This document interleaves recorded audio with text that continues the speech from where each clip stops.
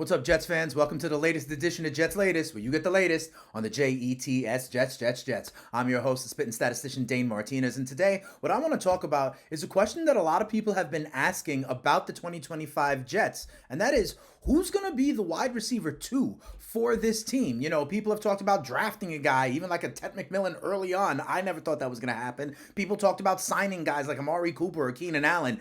I never thought that was going to happen. I think we're going at it with a committee approach, and quite frankly, I think that the Jets' brain trust is comfortable with that. Remember, we all believe in Garrett Wilson. We think he needs to be extended, right? He is an elite wide receiver at the NFL level. I think Mason Taylor has the ability to kind of step in and be good early on as the best LSU tight end of all time with only one drop. We all know Breece Hall, we have talked about it here on Jets Latest, is one of the better receiving backs in the NFL, and the stats are there to show it over the last couple of years, right? But that leaves the question. We made some moves in free agency that people thought were kind of minor, but let's look at the candidates here to be the number 2 wide receiver opposite Garrett Wilson. And the first one is Josh Reynolds. I think Josh Reynolds, quite frankly, is going to be that guy. Josh Reynolds has spent time in Detroit, so he knows the offense, had spent time in Denver, so Muji was familiar with him, right? And they went out and got him. It says it right here. 2 years ago with Detroit, when he was kind of a starter, he had 608 yards and 5 touchdowns. That is fine for a second wide receiver. He lined up out wide and in the slot. And over the last 3 seasons, here's one of the keys.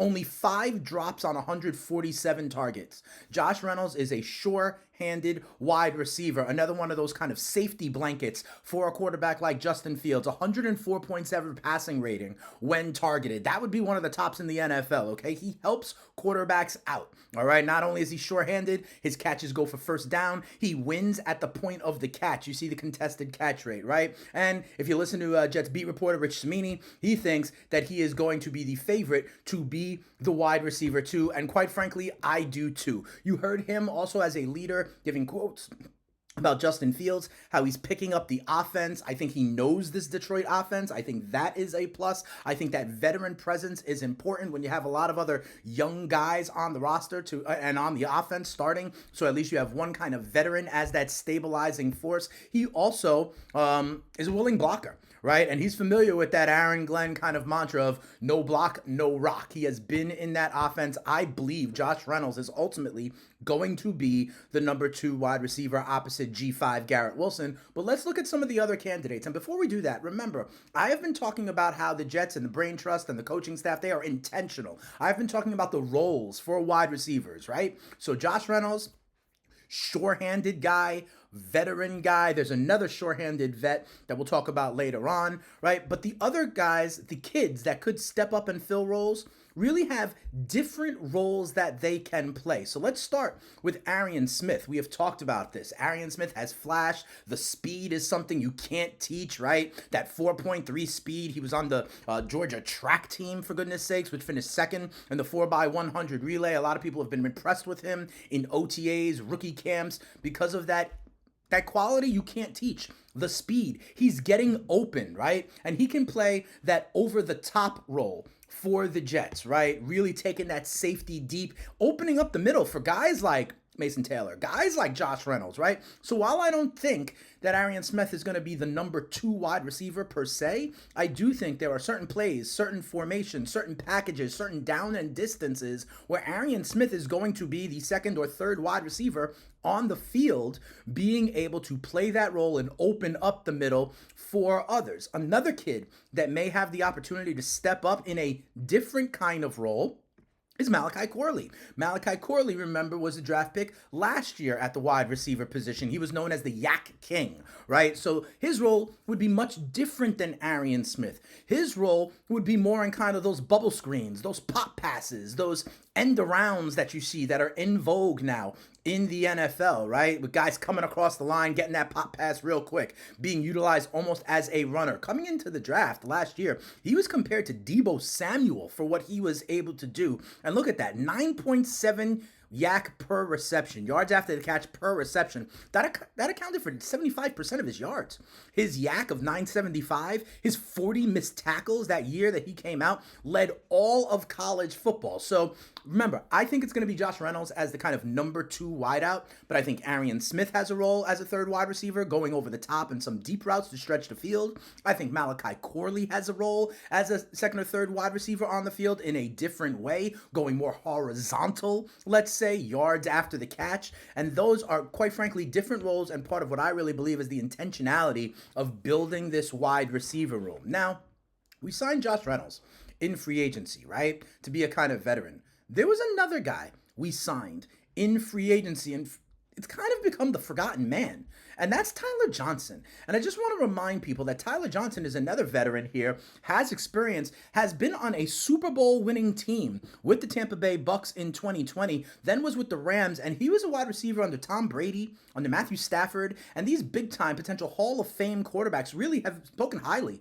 of Tyler Johnson, right? He was the third guy in Tampa behind Mike Evans and Chris Godwin. Okay, he wasn't going to crack those two, understandably so. And then with the Rams behind Cooper Kupp and Puka Nacua, understandably so. But Brady and Stafford both had good things to say about him. And here's the other thing. Once again, a sure-handed veteran. 0 drops on 41 targets last year, right?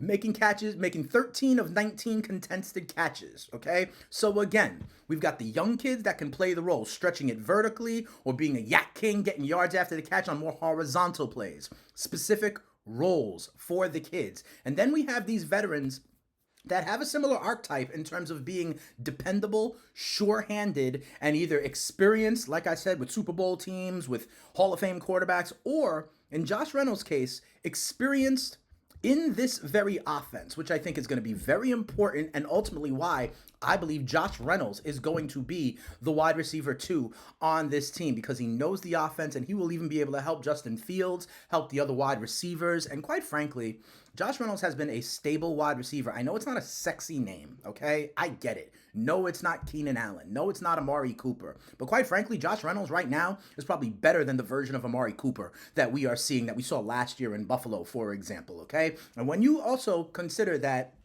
Garrett Wilson is your Pro Bowl alpha number 1 wide receiver, and you have, let's say it's Josh Reynolds, you also have what we believe is going to be an emerging young tight end in Mason Taylor, a good backfield out of the back like Breece Hall, right? And what we think is going to be a running kind of team when it comes to the running backs, when it comes to the Justin Fields dual threat potential. I think it is fine. I think we have roles. And quite frankly, I didn't even mention Allen Lazard, right? And Allen Lazard is another guy who has experience as a wide receiver 2 in this league, is a willing blocker. He will have a role as well, right? So if it's Arian Smith stretching the field, if it's Malachi Corley in these kind of yak roles and bubble screen kind of roles, I can imagine when they're in third and short, when they're kind of in the red zone, having Josh Reynolds and Allen Lazard on the field. There's a chance that Tyler Johnson kind of takes a step, emerges, can be a wide receiver 3, right? So I do think they're going to do it by committee.